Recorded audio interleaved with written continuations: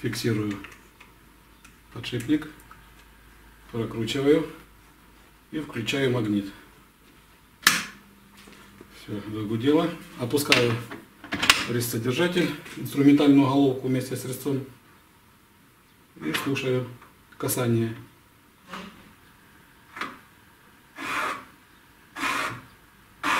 Есть касание, устанавливаю нолик и опускаю седло где-то на полмиллиметра.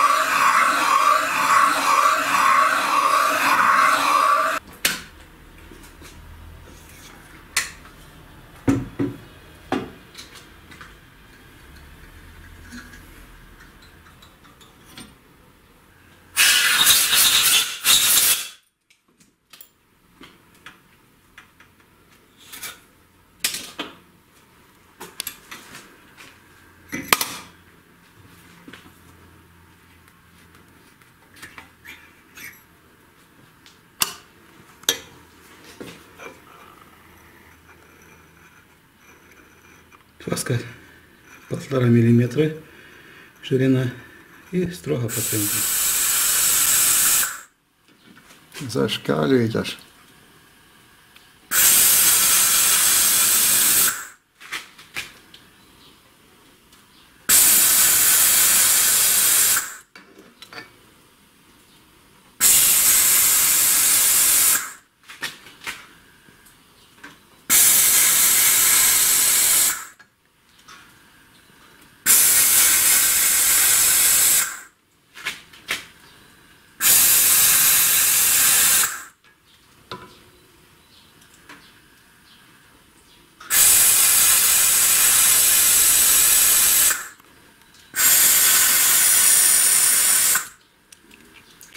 Забрали коленчатый вал токаря-шлифовщика. Теперь он прошлифован коренные и шатунные под первый ремонтный размер 0,25. Так, уже батя почистил. Много пыжей повылетало? Да. Ну кто ж его чистил, когда? Ну да, он же стандартный. Так, почищен. Установлены новые заглушки. Здесь две и с других сторон. С этой и с этой. Так, ну и поверхность, естественно, под задний сальник тоже токарь шлифанул. По деньгам, сколько, 3000, да, кажется, коленвал? Да, и блок 3. И блок 3000. Ну, только проточка, а 4 сверху шлифануть, как головку. Сейчас до блока дойдем. Значит, новенькие шатуны, новенькие поршни. Это у нас мотор-деталь Кострома. Первый ремонтный размер 79,4.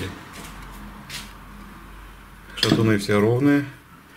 По распредвалу хотели старый оставить, посмотрели, вроде нет затира, а потом разобрали его, а он весь, в общем, давления не будет масла. Оно все будет выходить через вот эти вот царапины. И также ответная часть, постель, тоже все. Так, теперь по блоку цилиндров. Росточка с последующей ханинговкой. 4 цилиндра, 3000 рублей. Вот эта поверхность 1000 рублей.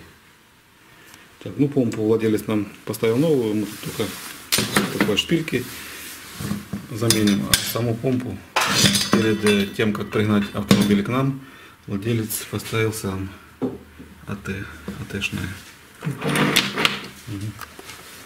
Вот как аквариум вымывает детали.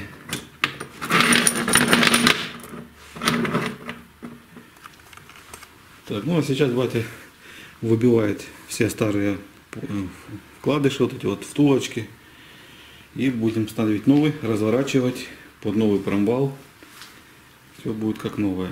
И так как на воде машинка ездила, заглушки тоже будем убрасывать. Закончил ремонт головки блока цилиндров, залил все заглушки на всякий случай, так как машинка на воде у нас ездила. Новый комплект рычагов газораспределения. Новенький распредвал. Карбюратор уже мы отремонтировали. Замена мембран, прокладок, выравнивание поверхностей. Бензонасосы дазовские, очень много подделок. Уже очень давно ставим продукцию Китайской Народной Республики. Лузар. Хороший материал, подгонка. Единственный минус, нет центровочных, как это называется, втулки. Дистанционные, вот такие вот втулки. Ну, мы как вышли из положения, вот эти два болта ставим, центруем их и потом затягиваем вот эти три штучки. Притираем пластину редукционному клапану или наоборот редукционный клапан к пластине. Вот ставим шайбочку, не буду. Да. Еще китайцы не ставят шайбу под пружину. Так, где она тут? Вот сюда. Подходит шайба от свечи зажигания. Шайба. Тоже, если кто-то хочет повысить давление сброса, можно под пружинку шайбочку ставить. При выборе распределительного вала, ну, мы берем в коробках. Сейчас Серега коробку покажет. И перед тем, как купить, вот одним пальчиком крутим его. Чем легче распредвал крутится, тем меньше будет все тарахтеть. Это вазовская упаковка. Так, батя закончил сборку блока цилиндров. Сейчас будем проверять его водой. Так, компрессию проверяем. Давай. Аж ладошку всасывает.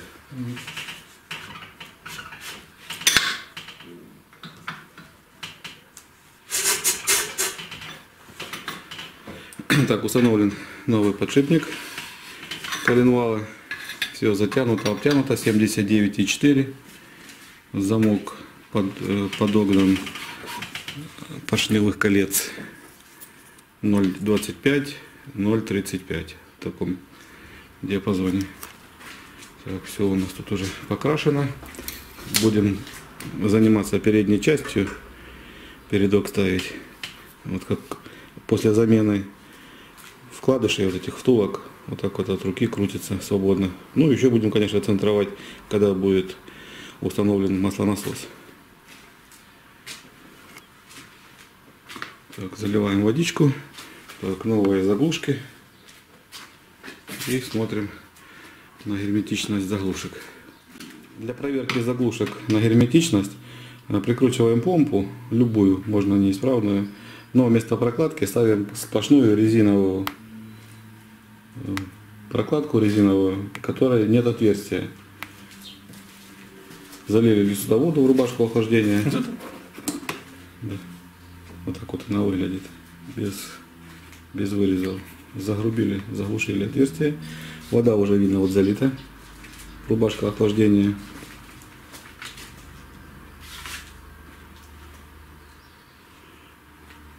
Так, ну, подождем пару минут. Если ничего не потечет, все, продолжаем дальнейшую сборку.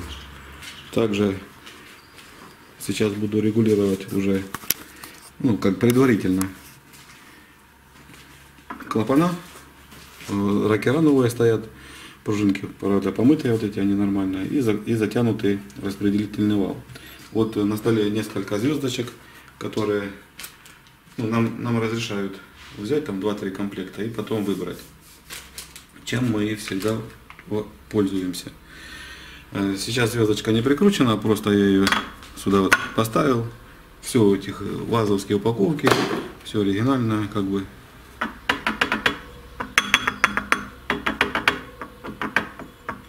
Я еще там посмотрю.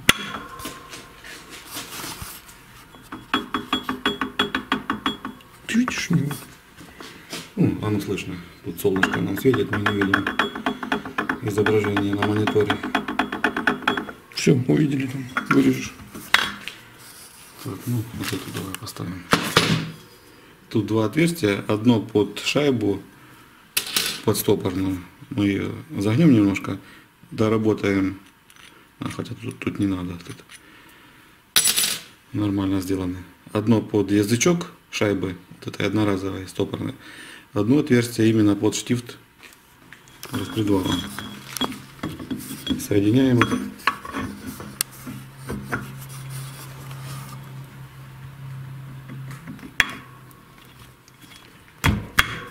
Так, смотрим. Намного тише. Только вот по оси есть вращение. Еще покрути.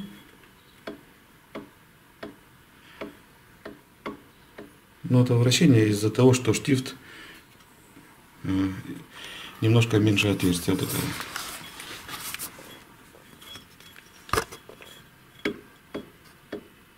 Главное, чтобы вот это внутреннее не болталось. Вот таким образом собирают двигатель вазовский методом подбора. Надфилечек обязательно, напильник должен присутствовать. Так, а это назад отнесем, какой-то бедолага купит. Поставит, будет оно стучать. Будут претензии к этому, к сборщику. Ну, разные люди бывают. Так, сейчас ставлю, регулирую. Что мы еще купили датчик на включение вентилятора. Здесь он от кнопки включался. На промвал, так называемый поросенок.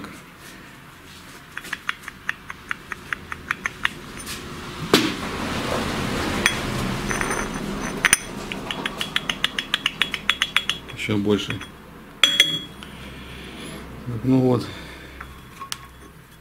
Еще одну.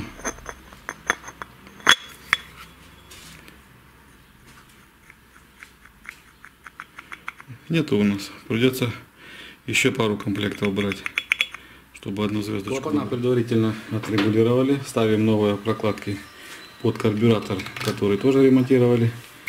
Замена прокладок, мембран и выравнивание поверхностей. Все сразу компонуем, чтобы легче потом было собирать. Так, натяжной болт.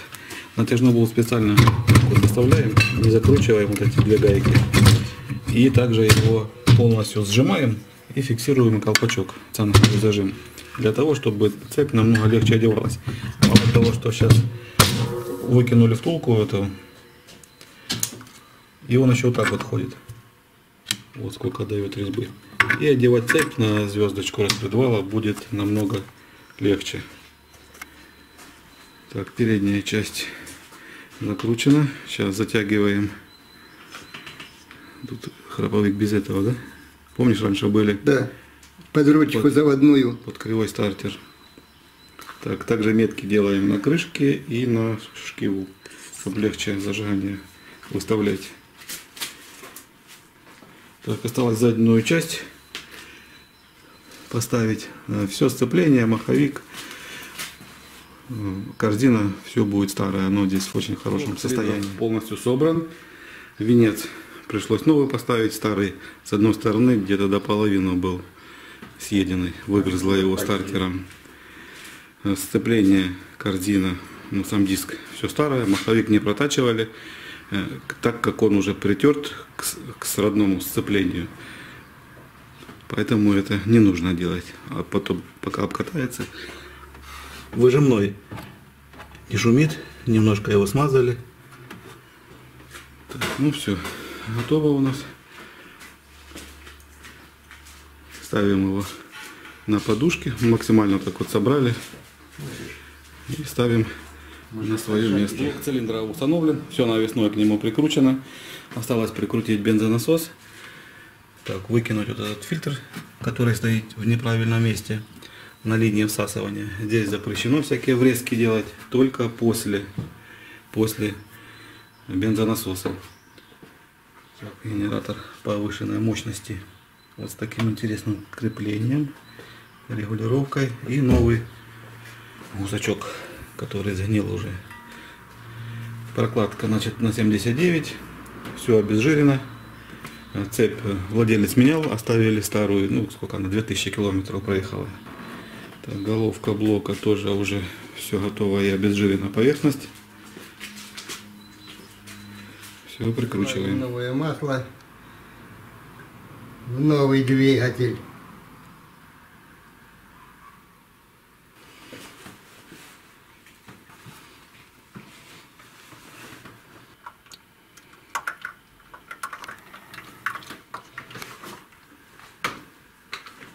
Тихонько крути. Что это сорнили?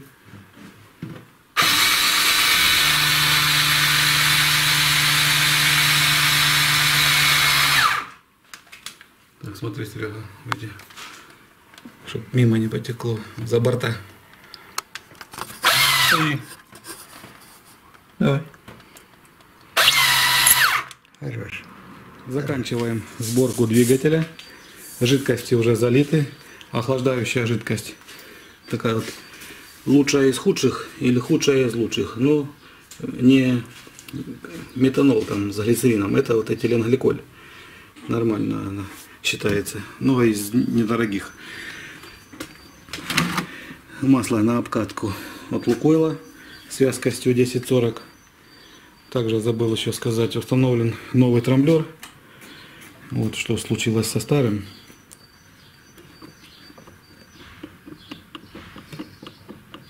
Внутри там все разбито, втулки. Это, конечно, можно почистить. Тут зеленка только в одном канале. Ключи зажигания. Остальные чистенькие.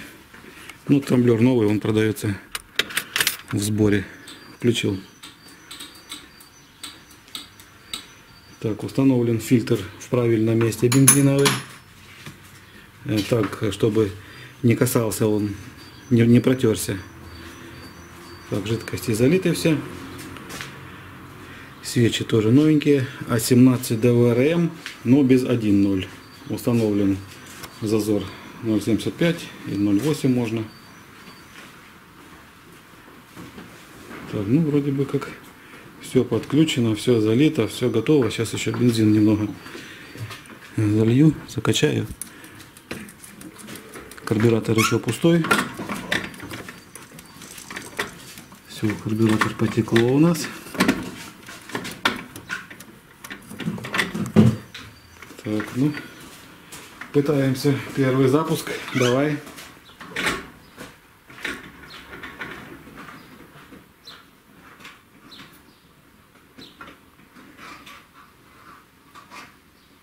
Ну попробуй заслонку. Подсос проверяли, все работает. Крути.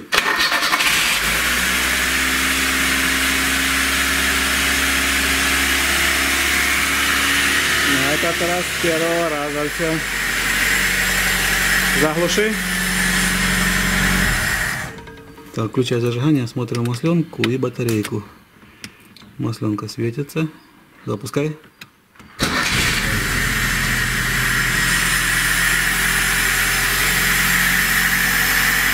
Все, прогреваем двигатель, регулируем затем карбюратор, зажигание.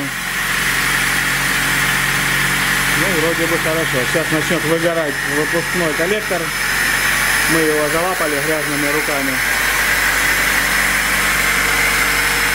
Карбюратор ремонтировали, но деньги не брали. Ремонт карбюратора в подарок. Ну и дальше включение вентилятора работает. Вентилятор включается, выключается.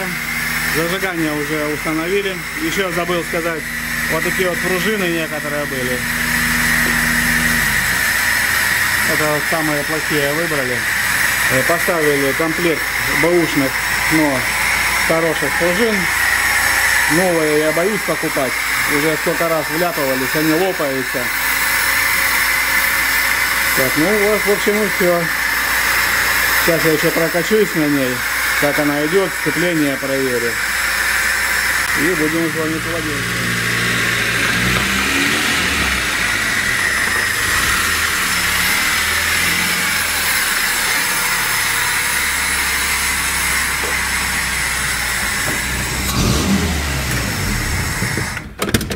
Начало июня, лето, жара невыносимая.